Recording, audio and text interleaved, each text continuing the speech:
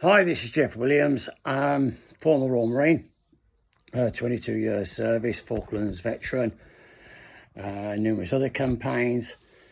It's been a while since I did one of these videos, reminiscing really on what I've been through and highlights of my career and one thing or another. But this one has been brought to forefront of my mind because I've been invited to a K Company 4-2 Commando reunion. It's not till next year. However, obviously the planning needs to take place. And once I received it, my mind was flooded with all these stories back in the day. So I'm gonna go back to I think it was 1978, if I remember rightly. I might be incorrect there. And it was the first Norway for 4-2 Commando. 4 or 5 were veterans of the white fluffy stuff. But they were all ski trained and one thing or another. 4-2 tended to do the general warfare, European type stuff. But there was a decision made, obviously, upon high, that 4-2 would now start doing some Arctic warfare training as well. We were really all quite excited about it. So the first year we went to a place called Ness, and I can remember arriving there, all the prep, getting all the vehicles painted and one thing or another, all the basics of surviving in the Arctic and that type of stuff. Anyway, we get there and we drive up to this little camp. And it's just unbelievable. I mean, all we've got is general duty stuff, no Arctic stuff, no Norwegian stuff, just the old putties, DMS boots, combat jackets, denim trousers, that type of stuff. And if I remember rightly, I'm sure this is correct, they put us in tents. Not everybody, but the majority of people were in tents. And I say it was really a trial, see how 4-2 got on.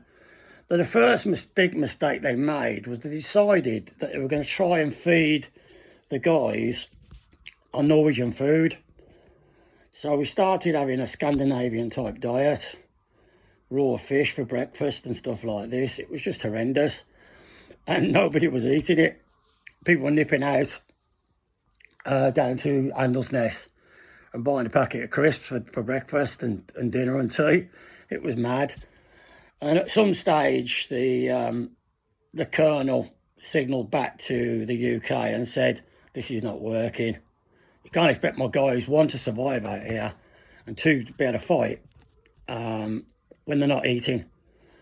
They're just not used to this diet. We need to do something about it." If I remember right, I don't know, it was 3 or 4 weeks into the tour. And then all of a sudden, steak and chips was on the menu. And it was a big hurrah. Everybody was really excited about it. Queuing up for your steak. And the message going down the line, there was only 3 steaks left. And you were 5th or 6th. But that first winter was absolutely horrendous. One, we hadn't got the kit. And say the weather was just horrendous. I remember one situation where I was with anti-tanks and they took us to, if I remember rightly again, one of the old and bold will remind me, jerking ranges or something like that it was called, where you fire the heavy weapons. And we drove up in our Land Rovers with the Wombat fitted, used to be called fitted for gun, FFG. And we drove up to these ranges anyway on the roads, which was just a nightmare. We got there and the officer in charge of the tank said, "Right, okay, we've got to get the Wombats to the firing point." And the Norwegians were there as well, actually. And they were laughing at us because they had BV-202s and they were towing their guns and firing from the range. What they decided to do was try and drive to the firing point. We got about 3 inches and we were bogged in about 2 foot of snow. with Land Rover with normal tyres on. It was absolutely ridiculous. And then the young officer decided to take the ramps off the back of the vehicles, and there were 6 vehicles, if I remember rightly, with the guns, and we had to put the gun on the ramp on these rail things, and then put another set next to that, and we had to drag this about half a mile by moving these rail things until we got to the firing point. It took us about 2 or 3 hours to get there, by which time it was time to come back. It was absolutely stupid. The Norwegians were wetting themselves. They were falling about laughing at us. All the vehicles were bogged in. All the guns were stuck on the firing point, and it started to snow again. It was just madness. And that was just one of many, many stories while we were on the first winter. So when we got back, there was a lot of lessons learned, and we started preparing for the second year of going. And the hierarchy had obviously spoken to Norway and said, look, you know, you were totally ineffective. We're going to supply you with some over snow vehicles, which were called BV202Es, if I remember rightly. Anyway, these vehicles arrived in the unit. They were brand spanking new. I think they come from Sweden, actually, if I remember rightly. And we used to have to drive them down the A38 at Plymouth to clock up the miles. And they only went about 15 or 20 mile an hour maximum, 15 probably, actually. And with a convoy going down the A38, going all the way down to Exeter, turning around and coming back, and just kept doing that until we clocked up the mileage. And eventually we were ready to deploy. But this time we had some Artic stuff, if I remember rightly. We had the BV202s, and everybody was quite pleased about it. But the thing was, we had got enough to go around. So again, the fighting companies, and I was with K Company, were entitled to one BV202. So anyway, first exercise comes, the Norwegian says, where are you going? Instead of following that company snake of blokes skiing off into the distance. No, that's not happening. What do you mean? You can't have one vehicle going by itself. Standard operating procedures, you have to have 2. Well, we haven't got 2, we've only got 1. Now, this is where the story becomes really funny. We had a sergeant major in K Company, a lot of guys will remember him, called Malcolm Harris. Beast of a man. Brummy as well. And, you know, he was a right tough old nut. He actually ended up being an RSM as well. Anyway, Malcolm come up to me and he said, I'm going to be driving in the passenger seat of the over snow vehicle.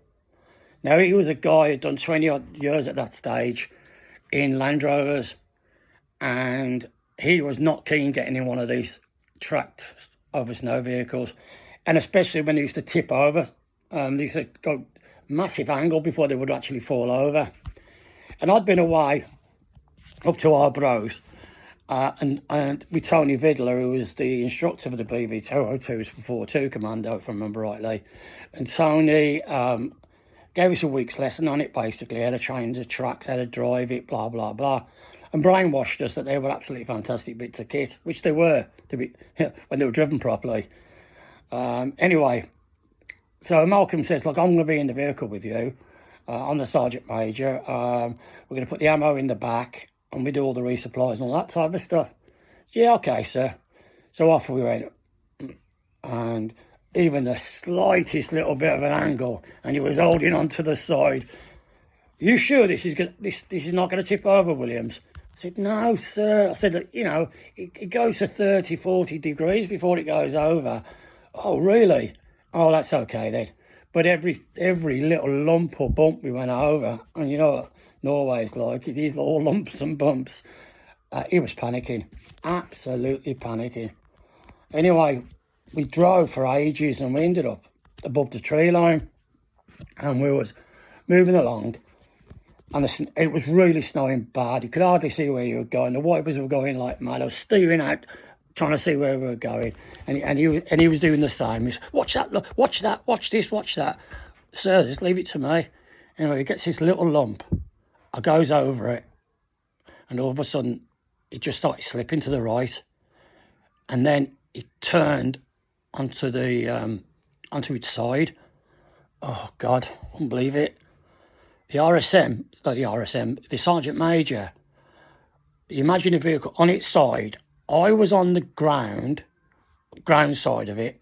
He was dangling from the air, punching me, saying, "You said this wouldn't tip over. I'm going to bloody kill you, Williams." And he was punching me, laughing his head off. Anyway, I said, "Sir, you need to get out." Instead of punching me, can you get out? Can you get out the vehicle? I said, because there's fuel spillage and all sorts happening, and I need to get out as well. I couldn't get out because my side was against the floor. So he crawled out at the top. I was laughing my head off. It was so funny. And then I scrambled out after him. And then he said, "What are we going to do now?" And of course, the company has stopped, and they all come back. They were all like tittering away. So we decided to try and pull it on its side.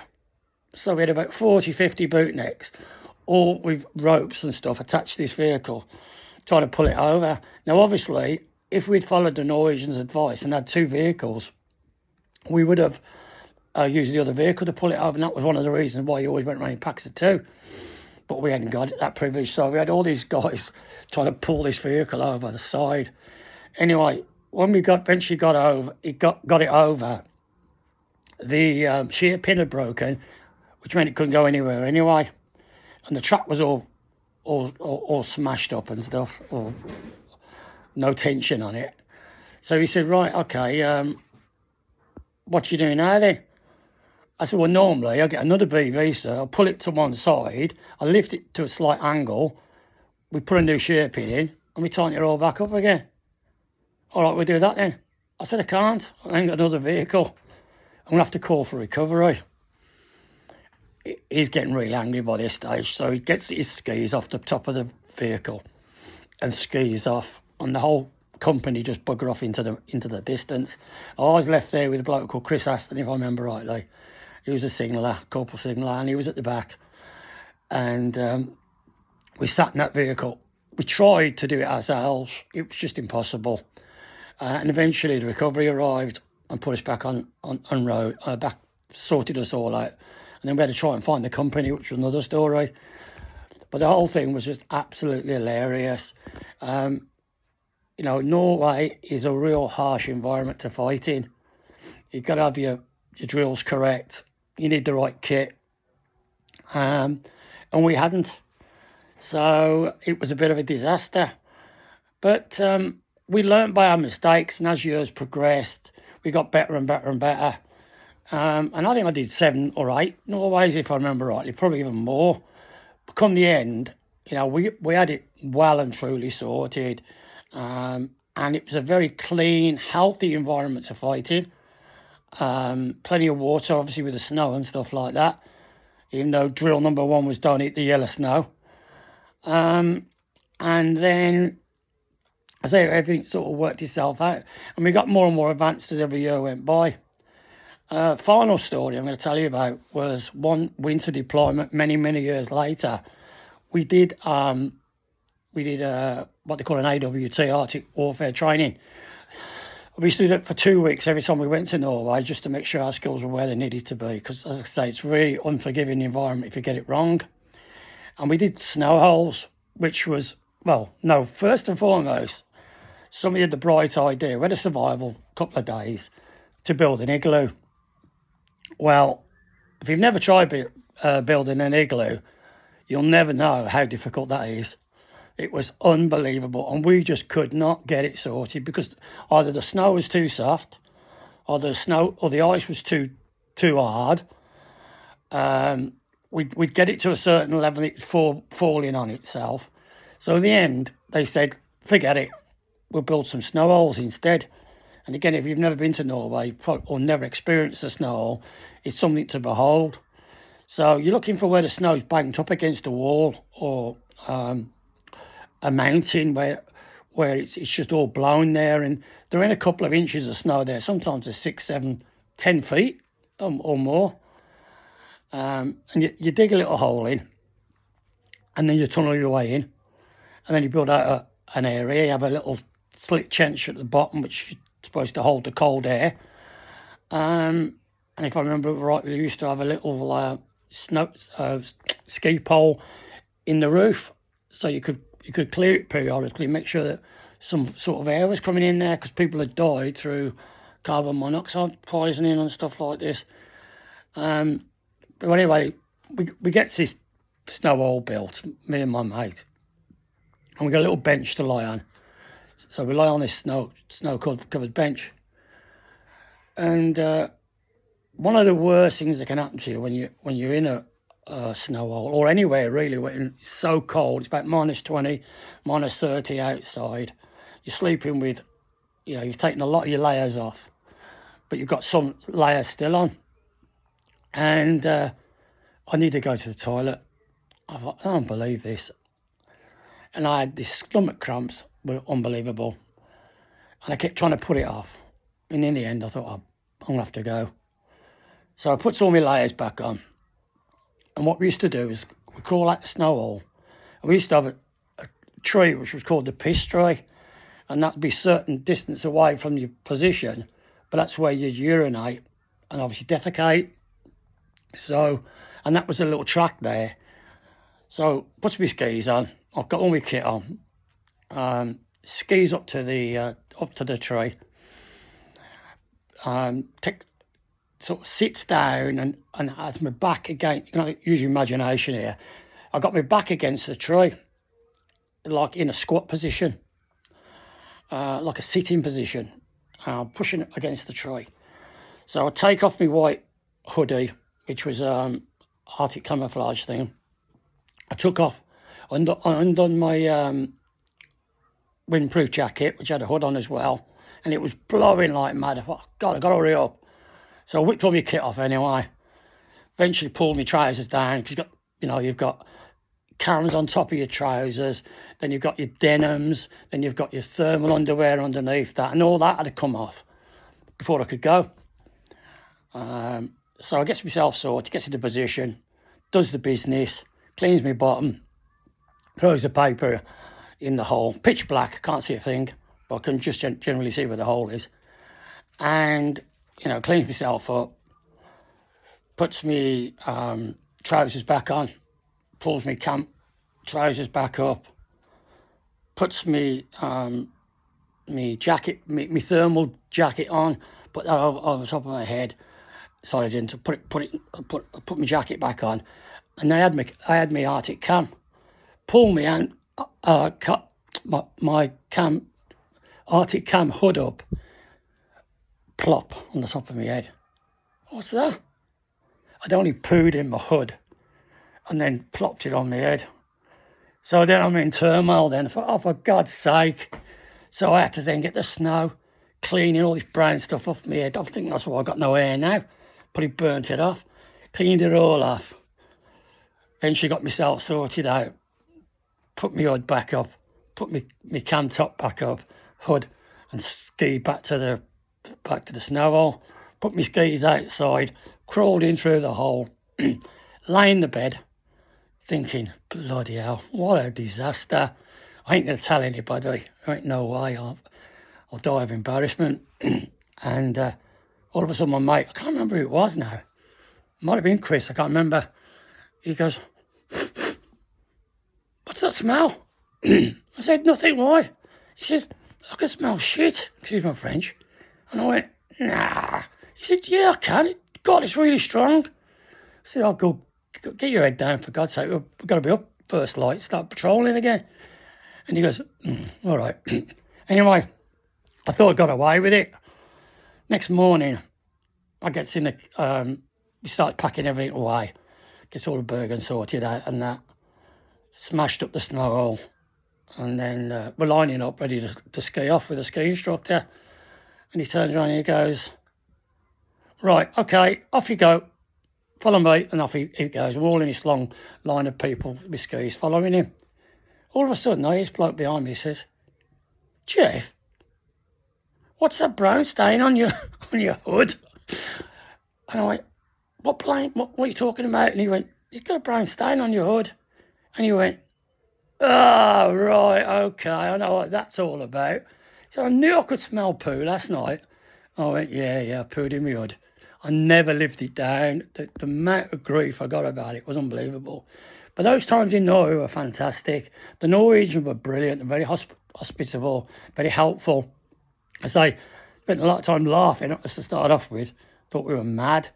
But lots of good stories about, survival in the mountains. One of the highlights was, I think it was with Commando Log actually. We were North Norway, and we saw the Northern Lights. It was just a magnificent sight. I was mesmerised by it. I'm absolutely sure I could hear a sound with it, a sound associated with these aqua blue waves of energy, whatever they are, spinning around in the sky. I just stood there amazed. And I used to always like skiing at night skiing. I was a much better skier. It's really strange because you can't see the lumps, you just go with it. But when you're in the day, the lumps can be quite exaggerated, and I think you panic a little bit sometimes. You end up on your backside, and then you have to try to get up, and that's another story. But the final thing I'll say, was when we were learning, I once said they should have videoed it because it would have been a comedy classic. You got these little kids in Norwegians, 6, 7, 8, 9, 10, whatever, skiing down these lumps and bumps, as they used to call it, down the hills, on one leg, lifting one leg up and dancing around as they're going down and smiling their head off and having a great time. There's Royal, hit the first lump, bang on his backside. Oh, God, it was just amazing. But like everything, you learn, and eventually we had it completely sorted out. So that's my little story about Norway. First year was a disaster. Had the wrong kit as per normal. Just GS stuff, general issue stuff. And we froze to death. And the food was absolutely disgusting. Second year, we had one BV. And then the third year after that, we actually had a full complement of vehicles. And we then had 2 in a company. Anti-tanks would have had 8, I think. Mortars would have had 8. Commando HQ was, if I remember right, was about a dozen. And then the B echelon, which was the reserve, where the food and stuff originates from, they were still in general duty Land Rovers and MKs. So good days, loved it. That's it then. Just thought I'd share a couple of those really funny stories. Look after yourself. All the best. Thanks a lot. Bye-bye.